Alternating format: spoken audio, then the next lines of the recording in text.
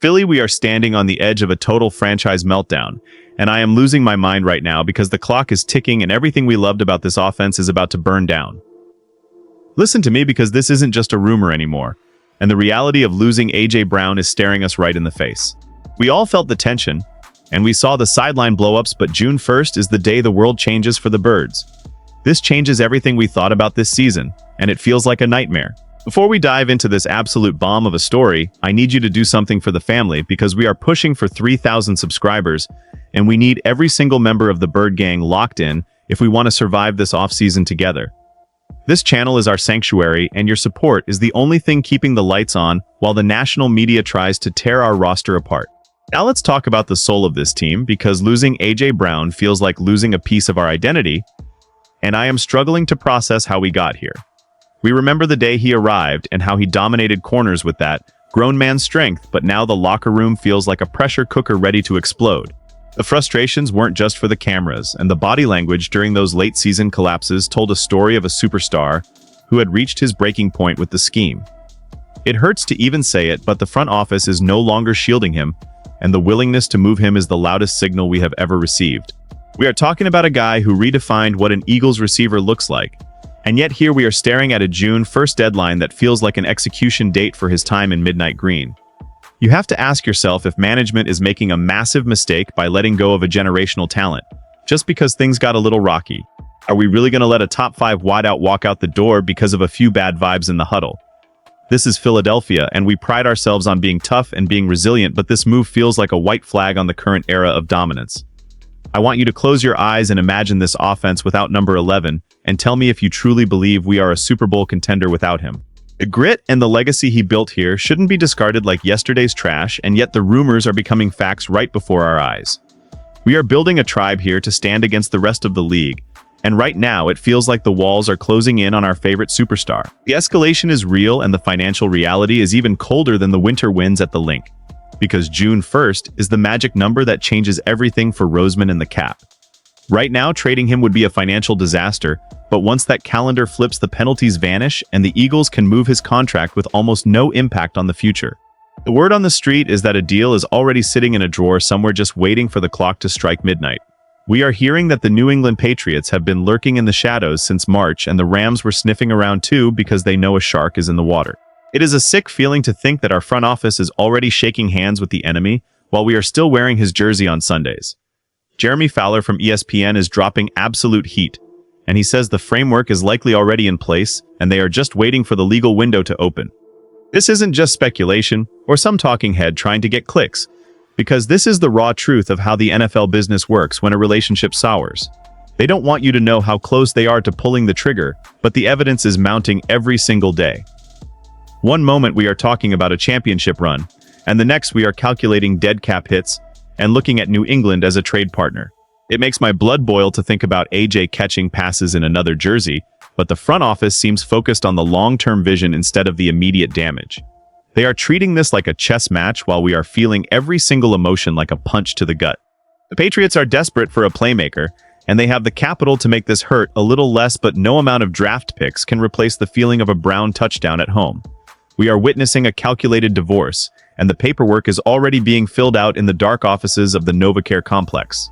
It is a pivot from excitement to pure concern, because if this goes wrong, the entire offense could fall into a black hole of mediocrity that we haven't seen in years. The details of the return are what really keep me up at night, because Fowler is saying we might only be looking at a single first-round pick and maybe some future change. That is a hard pill to swallow for a guy who literally changed the gravity of our offense the second he stepped on the field. Once upon a time, we were dreaming of a first and a second rounder, but the market has shifted and the leverage is slipping away like sand through our fingers. I don't know if I can look at myself in the mirror and say a late first rounder is worth the headache of replacing a superstar in his prime. Maybe they get creative with some mid-round swaps to sweeten the pot, but let's be real here, because there is no player the Patriots could send back that would make us feel whole again. The Chiefs were mentioned in the past, but those doors seem closed, and the Rams are a question mark, which means we might be stuck dealing with one single bidder. That is a dangerous game for Howie Roseman to play, because if everyone knows you have to move the player, the price goes down and the disrespect goes up. I am honestly losing my mind thinking that we might be getting fleeced just to clear the locker room of a big personality. Is this a redemption arc for the front office, Or is it a disaster waiting to happen if the young guys can't step up immediately? I want to be the insider you trust and tell you everything will be fine, but I have to be honest with the family. This is a gamble of historic proportions, and the stakes are the entire championship window of Jalen Hurts. We are looking at a scenario where the competition is laughing at us for breaking up the best duo in the league. The tension is building to a climax, and the June 1st deadline is the cliff we are all about to walk over. I need you to understand the gravity of this moment, because the Eagles are preparing for a world without A.J. Brown, and they aren't looking back. It is a cold and calculated move that treats a human being like a line on a spreadsheet, and it makes me sick to my stomach. Seriously though, we have to look at the succession plan, because the front office didn't just sit on their hands during the draft while this drama was unfolding. They actually traded up with the Cowboys of all people just to make sure they could grab Mekhi Lemon from USC.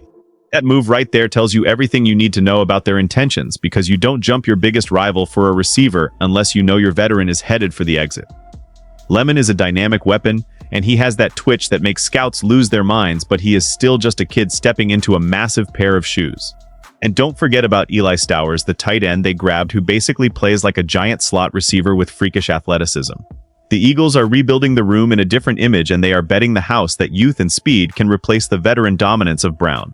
It is a bold strategy, and honestly, it is kind of unbelievable that they are willing to gamble on rookies while we are in a win-now mode. I am seeing a vision of the future where the offense is faster and more versatile, but I can't help but feel like we are losing our bite. The secret here is that the coaching staff wants players who will follow the script without questioning the play calling on the sidelines. They want a clean slate and a fresh start, but in the NFL, talent usually wins over harmony every single day of the week. I am torn between the excitement of seeing these new playmakers and the absolute dread of seeing A.J. Brown torching defenses for someone else. Unbelievable is the only word that fits, because we went from a powerhouse to a rebuilding project at the receiver position in the blink of an eye. The rhythm of this team is changing, and the high energy of the past 2 years is being replaced by a calculated and quiet transition.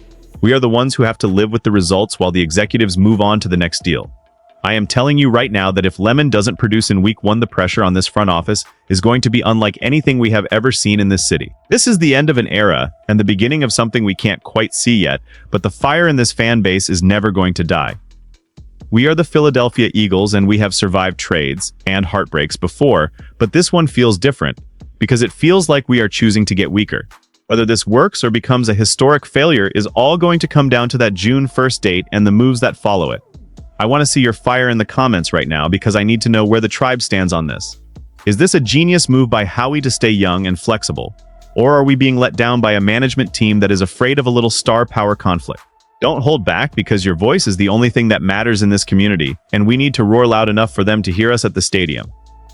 If you think this is our year regardless of who is on the roster, then let me hear it. But if you think we are throwing away a Super Bowl, then scream it from the rooftops. We are the most passionate fans in the world, and we don't accept mediocrity from anyone, especially not our own. We are going to track every single update and every single rumor until the hammer finally falls, because that is what we do. We stay locked in, and we stay loyal to the green and silver no matter how much it hurts to see our favorites leave the building. The future is uncertain and the vision is blurry, but we are going to face it together as one single unit against the rest of the NFL. This is more than just football, and this is more than just a trade, because this is our life and our passion. Keep your eyes on the calendar and keep your hearts ready for the news, because the world is about to find out what the Eagles are truly made of. Bird Gang.